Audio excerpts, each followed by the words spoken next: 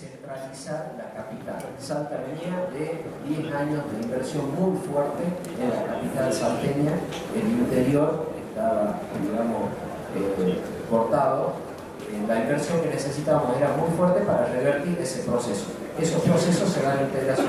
Hicimos muchísimos terciarios especializados. Por ejemplo, tenemos en lo que es gasoductos y lo que es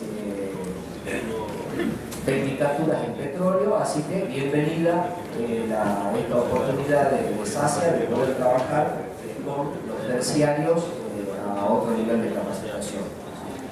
Lo más importante que hizo la provincia fue la política de descentralizaciones sociales y la coparticipación. Trasladamos literalmente todos los municipios.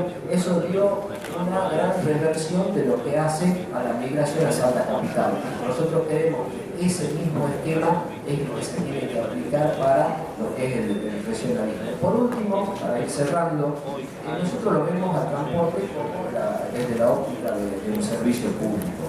Nosotros creemos corredores obviamente favorecen el desarrollo, por eso el plan innegable que tiene el Estado es tomar su rol preponderante. Nosotros debemos ser los invertimos, debemos ser los que cumplimos el rol estratégico, los que llevamos adelante. En otras épocas, y ya lo escuchamos en esta mesa, reducir ferrocarril con un criterio comercial llevó al abandono de pueblos enteros. Hoy en día basta ver cuando, y me tocó en persona, un tren llega a una localidad, como lo decía nuestro amigo común en la mesa, la cara de la gente. La gente sale a ver la llegada del tren.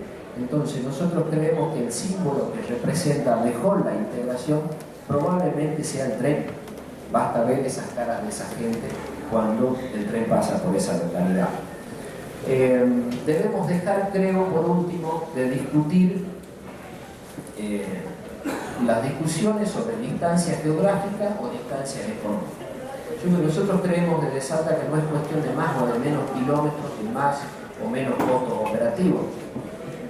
La integración es necesaria porque los beneficios que nos va a traer exceden a lo que hoy podemos cuantificar en una mera planilla.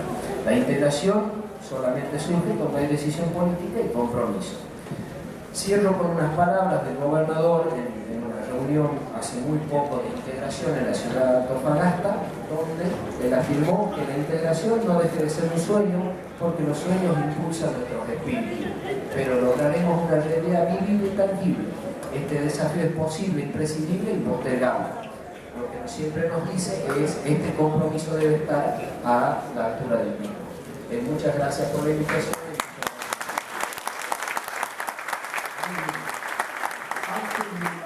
Primero agradezco enormemente al Congreso Panamericano, al compañero Lorenzo Pepe, amigo, que nosotros a través de ALAF, siendo ALAF entre una de las funciones prioritarias en la integración de los ferrocarriles latinoamericanos, podamos hacer una exposición breve. Le echaremos un par de leños más a la locomotora y saldremos más rápido. Así que bueno, adelante entonces, por favor. Lo que quiero que quede, digamos, un poco retenido en la retina son dos valores. Uno es la cantidad de red métrica que hay, y digamos, en toda la franja norte o sur de Latinoamérica, digamos, involucrando a Brasil, Argentina, Bolivia, Paraguay y, digamos, y sus conexiones. Tenemos 34.000 kilómetros de red ferroviaria, los cuales ha sido un esfuerzo muy grande, de hecho, por los distintos gobiernos en distintas épocas, y que esa infraestructura debemos desde ya valorarla, pero además tratar de utilizarla muchísimo más de lo que se está utilizando ahora. Adelante, por favor. En cuanto a la zona que tenemos, zona norte de Argentina, sur de Brasil, Bolivia, Chile y su zona norte, tenemos casi una franja de 55 millones de habitantes. Me quiero referir a esto porque en realidad, más que un planteo del corredor interoceánico, y la verdad que yo antes de entrar al ferrocarril fui operador logístico y contratado, o sea, yo estaba del otro lado del mostrador. Realmente nunca vi un contenedor que saliera de Santos y terminándose embarcar en Antofagasta, por lo menos hasta lo que yo conocí. Pero sí hubo una cantidad de tráficos internos dentro de las regiones que realmente eran muy importantes. Y producto de, digamos, de la decisión del gobierno de reactivar la política ferroviaria y las inversiones que están haciendo, me atrevo a hacer esta presentación porque con muy poco volveríamos otra vez a lograr integrar a la red métrica del sur de América. La realidad, pasamos a otro. Nosotros tenemos como obra necesaria, no, volvamos a la anterior, que esto lo comento.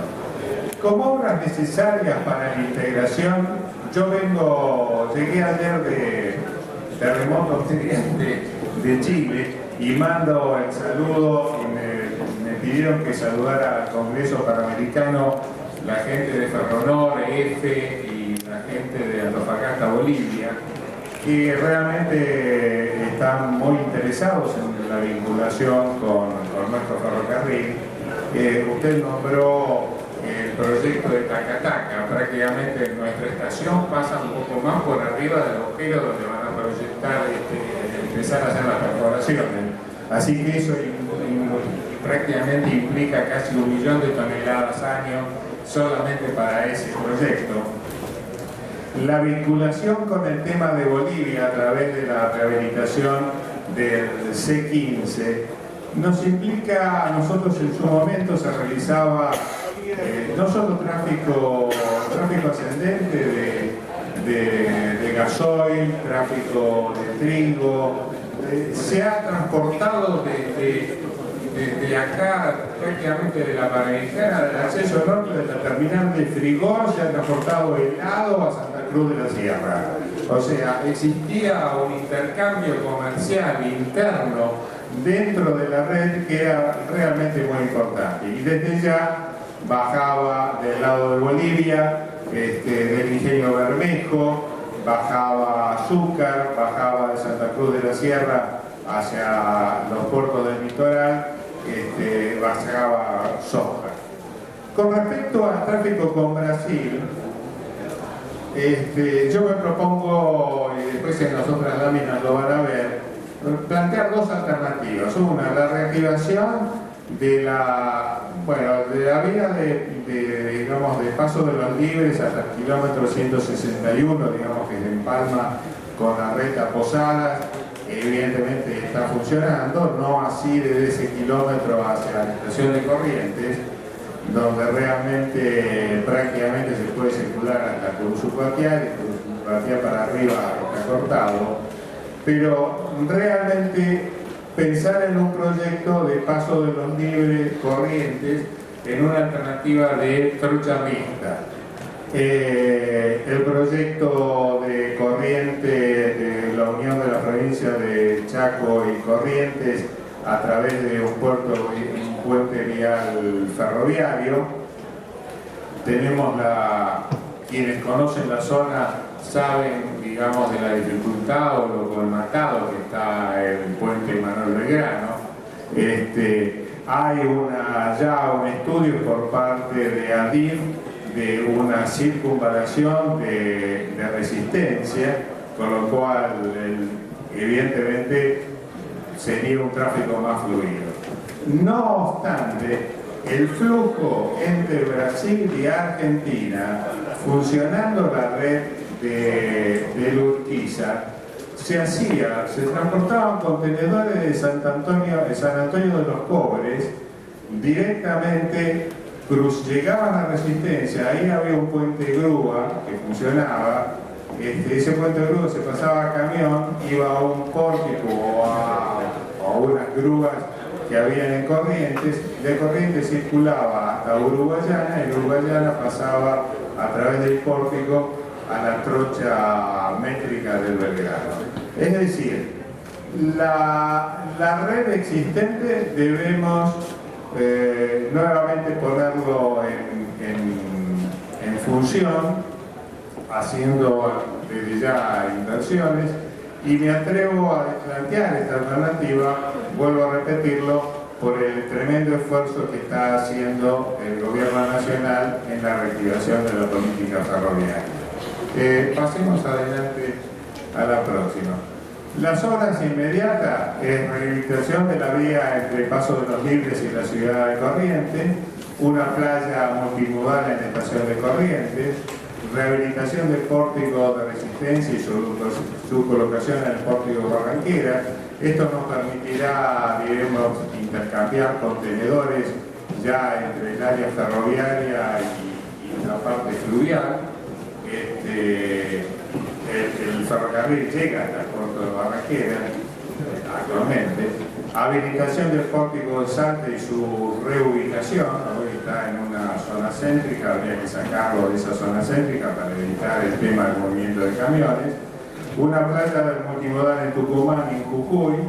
Rehabilitación del ramal C15 del Belgrano Cargas y Logística. La otra, por favor. Y con estas sanciones se vincularía la red chilena, la red oriental de Bolivia, la red de Argentina y la red de Brasil.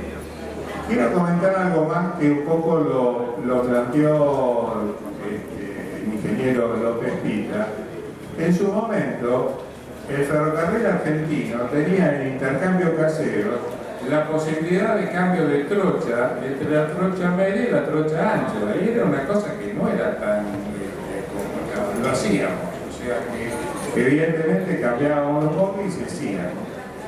Otra situación era la que existía entre los 80, que se realizaban intercambios internacionales, por ejemplo, Argentina-Brasil, que evidentemente había un tráfico de contenedores de coroto, bauxitas, perlitas. Se transportaron bobinas de papel desde Tucumán por el C15, llegando hasta Santa Cruz de la Sierra, de Santa Cruz de la Sierra a Corumbá, y de Corumbá llegó a San Pablo. O sea, eran las exportaciones de bobinas de papel que se hacía de la planta de papel de Tucumán. De Argentina a Chile había tabaco, poroto, fertilizantes, equipos minerales, granos. Argentina a Chile había un tráfico, por ejemplo, la cooperativa tabacalera de Jujuy o de Salta, que exportaban a la zona franca de Iquique. Existía un tren que salía de Iquique los sábados a la tarde y llegaba a Resistencia el viernes, y salía el viernes de Resistencia y llegaba el sábado, salía el sábado de Resistencia y llegaba el viernes a Iquique. Se integró, yo integré la zona de Paraguay, porque muchos de esos tráficos, de esos trenes que venían de Iquique, venían con coches que venían para la zona de Paraguay, lanchas, distintos equipos, sobre todo porque Paraguay permitía la importación de vehículos usados. Con Argentina y Bolivia, bueno, ya lo que comenté, combustibles, granos, helados, y la estimación de la inversión estamos en el orden de 800 millones de dólares. Por favor, Lau. Esto es simplemente algo que ya está trabajando la gente de ADIF, que es la circunvalación, digamos, dentro del proyecto que está a través de la CAF, la circunvalación de Resistencia. Bueno, quien conoce Resistencia sabe que prácticamente el ferrocarril cruza por el medio de una plazoleta, es como si cruzara por acá por la avenida de los Incas, por el medio de la avenida de los Incas. Bueno, esta es la circunvalación, por favor la otra. Bueno, la rehabilitación de la trocha media, también pensando en hacer una trocha mixta, el nuevo puente ferroviario Corrientes Barranqueras, la circunvalación de Resistencia y la rehabilitación del ramal C15. Ese sería todo un tema de inversiones con los cuales, digamos, cada puerto tiene su interland.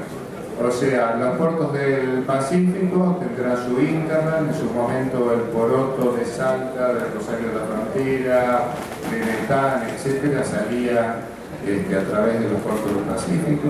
En una época incluso hubo una promoción que se había un reintegro de un 10% a las exportaciones que se hacían por los puertos del Pacífico.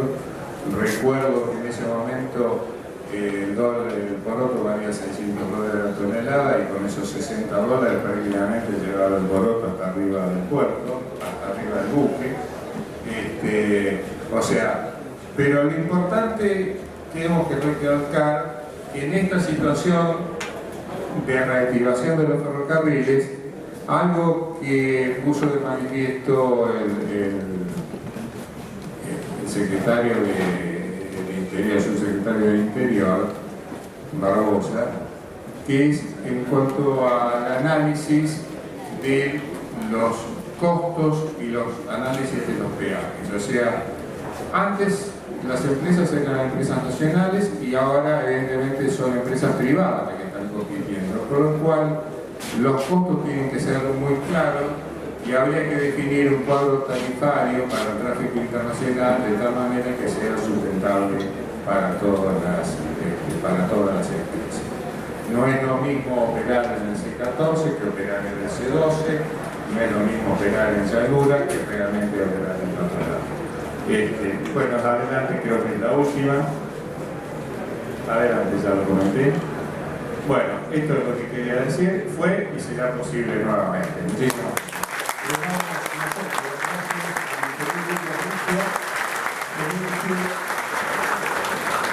técnico de ALAF, Asociación Latinoamericana de Ferrocarriles. Estoy convocando al escenario al licenciado Marcelo Bosch, lo tenemos aquí, lo vamos a recibir con un fuerte aplauso, es el presidente